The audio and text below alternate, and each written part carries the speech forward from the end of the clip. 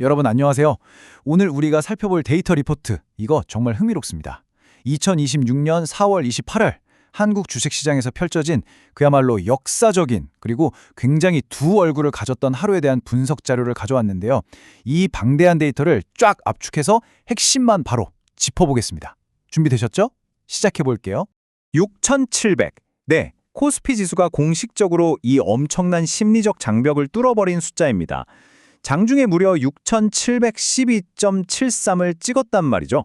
도대체 어떤 돈이 들어와서 어떤 이유로 이런 전례 없는 폭등장을 만들어낸 건지, 그 진짜 동력이 뭔지 우리 같이 한번 파헤쳐 보시죠.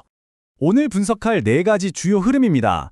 첫 번째로 코스피 6,700 시대의 서막, 두 번째는 시장을 이끈 AI와 반도체, 세 번째는 기업들의 구조조정 결정과 그에 대한 시장 반응, 그리고 마지막 네 번째로 해킹과 정치 관련 테마주 이슈까지 순서대로 빠르게 짚어보겠습니다.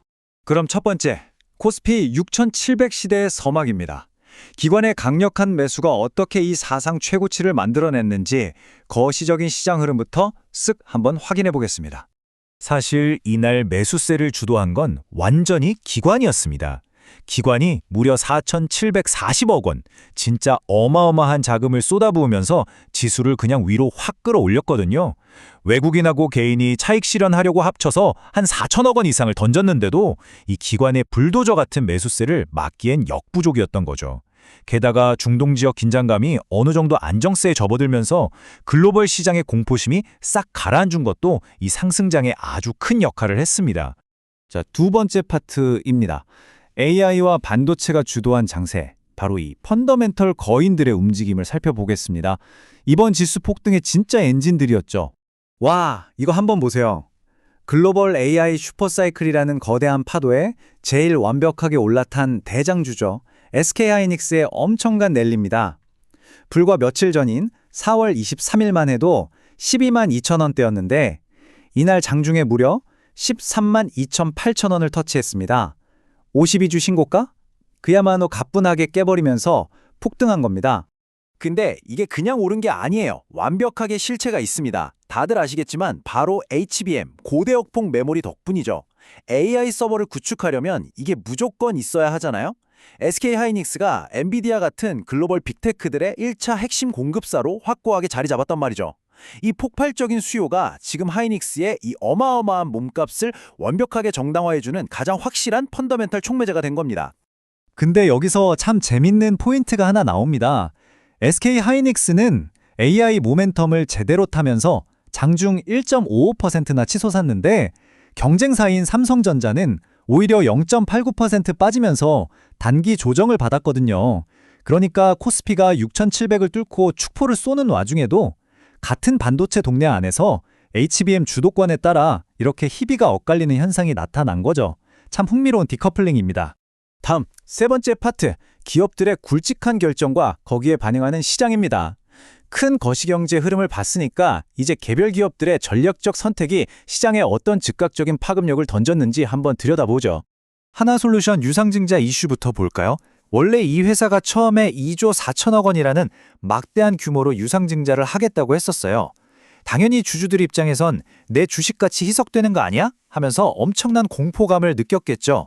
근데 경영진이 시장 눈치를 좀 봅니다. 증자 규모를 1조 8천억 원으로 확 줄이고 논란이 많았던 채무상환용 자금 비중도 크게 덜어낸 거죠. 결과가 어땠을까요? 네, 5.78%. 시장은 이 유연한 결정에 거의 환호성을 질렀습니다. 장 초반에 주가를 거의 6% 가까이 쫙 밀어 올렸거든요. 경영진이 재무적인 결단으로 주주들의 불안감을 딱 달래주니까 투자 심리가 얼마나 극적으로 살아나는지 보여주는 진짜 교과서적인 사례라고 할 수 있겠습니다. 구조 개편으로 대박난 곳이 또 있습니다. 바로 SK증권인데요. 액면가를 500원에서 1,000원으로 병합을 싹 하면서 그동안 계속 꼬리표처럼 붙어다니던 저가주 이미지를 시원하게 벗어 던졌습니다. 게다가 거래 정지가 풀린 타이밍이 기가 막혔어요. 마침 증시가 불타오르면서 증권업종 전체가 랠리를 달리는 중이었거든요.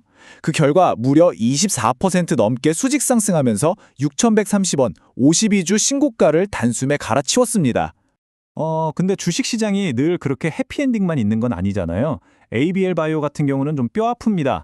개발 중이던 항암 신약의 미국 임상을 자진 중단한다고 발표하자마자 주가가 무려 19.51%나 말 그대로 곤두박질 쳤습니다. 이 소식 하나가 코스닥 지수 전체를 끌어내릴 정도였으니까요. 바이오 섹터가 가진 펀더멘탈의 그 냉혹한 양면성을 아주 뼈저리게 확인할 수 있는 대목이죠. 자, 그럼 여기서 우리가 던져봐야 할 질문이 하나 있습니다. 지금까지 본 대형주들은 AI 수요라든가 굵직한 구조조정 같은 진짜 실체를 가지고 이성적으로 움직였잖아요. 그럼 그 바깥에 있는 나머지 시장, 중소형주들이나 다른 섹터에서는 대체 무슨 일이 벌어지고 있었던 걸까요? 네 번째 파트입니다. 테마주, 특히 해킹과 정치 이슈로 엮인 그야말로 롤러코스터 같은 변동성의 장세입니다. 여기 정리된 내용을 보시면 이날 하루 얼마나 다이나믹했는지 딱 감이 오실 겁니다. 사이버 보안 테마부터 한덕수 총리, 이재명 대표 같은 정치 테마까지 아주 다양하죠. SK텔레콤 데이터 침해라는 사건이 보안업체들을 어떻게 상한가로 밀어 올렸는지, 또 정치인들의 한마디나 루머가 실적과는 아무 상관도 없이 중소형주들을 어떻게 기계적으로 펌핑시켰는지 핵심만 짚어보겠습니다. 먼저 SKT 해킹 이슈부터 보시죠. 이 나비 효과가 참 기가 막힙니다. SK텔레콤이 유심 고객 정보 유출을 인정하고 전 고객한테 유심을 무상으로 바꿔주겠다고 발표를 했어요.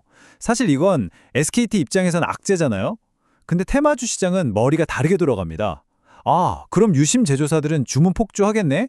이렇게 논리가 점프를 해버린 거예요. 그 기대감 하나로 엑스큐어나 옴니 시스템 같은 주식들에 엄청난 투기 자금이 몰리면서 순식간에 30% 상한가를 찍어버렸습니다. 그래도 사이버 보안 쪽은 아주 조금의 사업적 연관성이라도 있다고 쳐요. 근데 정치 테마주는 어떨까요? 여기는 말 그대로 투기 그 자체입니다. 기업이 돈을 얼마나 잘 버는지, 빚은 얼마나 있는지는 아무도 신경 안 씁니다. 오로지 유력 정치인과 같은 학교를 나왔다거나 고향이 같다거나 아니면 발표할 정책에 뭔가 엮일 것 같다는 그 막연한 스토리텔링 하나로 거대한 자금이 묻지마식으로 쏠리는 거죠.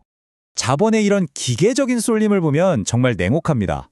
엑스큐어는 한동훈 위원장의 이민청 논의에 엮였고, 삼용물산은 이재명 대표의 플라스틱 규제 정책, 그리고 일정실업은 한덕수 총리의 대선 출마설 하나로 그냥 폭등했습니다. 여기서 우리가 절대 잊지 말아야 할 건요, 이 주가 상승이 그 정치인들의 이념을 지지해서 오르는 게 절대 아니라는 겁니다. 그냥 뉴스 헤드라인 한 줄 떴을 때 먼저 들어가서 먹고 나오려는 군중 심리가 만들어낸 투기적 변동성일 뿐인 거죠. 언제 터질지 모르는 시한폭탄 돌리기와 다를 바가 없습니다. 그래서 전설적인 투자자 필립 피셔가 남긴 이 말이 오늘따라 유독 마음에 와닿습니다. 주식시장에는 모든 것의 가격은 알지만 그 가치는 전혀 모르는 사람들로 가득 차 있다. HBM이라는 확실한 무기로 성장하는 AI 거대 기업들의 진짜 가치와 그냥 소문 하나에 상한가와 하한가를 오가는 테마주들의 흔들리는 가격을 비교해보면 투자자들이 시장을 얼마나 다르게 보고 있는지 확실히 느낄 수 있죠. 자, 이제 코스피 6,700을 찍은 이 역사적인 하루의 데이터 분석을 마무리할 시간인데요. 우리 스스로에게 아주 중요한 질문을 하나 던져보면서 끝내볼까 합니다. 과연 내일장이 열렸을 때 이 시장을 이끌어갈 진짜 에너지는 탄탄한 펀더멘털을 가진 기업들일까요? 아니면 화려하게 포장된 투기적인 테마주들일까요? 오늘 준비한 해설 리포트는 여기까지입니다. 이번 분석이 여러분의 투자 통찰력을 한 단계 높이는 데 도움이 되셨길 바라고요. 저는 다음에도 시장에 남긴 핵심 단서들을 들고 다시 찾아뵙겠습니다. 감사합니다.